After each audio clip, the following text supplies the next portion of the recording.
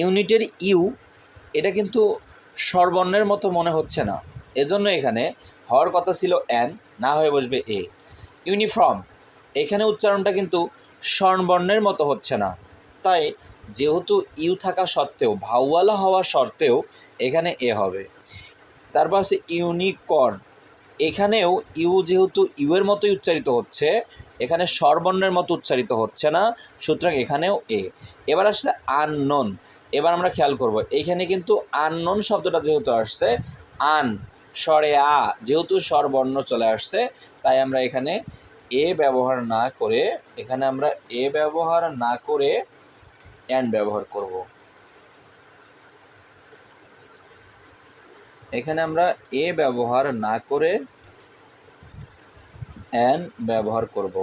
যেহেতু আননোন, সুতরাং এখানে আমরা অ্যান ইউজ করব। ওকে প্রিয় স্টুডেন্ট, আমার কথা মনে হয় বুঝতে পারছেন। যদিও ভাওয়াল, কিন্তু আর্টিকেলের ক্ষেত্রে মূল থিম হচ্ছে উচ্চারণ। উচ্চারণ যদি স্বরবর্ণ হয়, মূল থিম, আর্টিকেলের মূল থিমই হচ্ছে উচ্চারণ।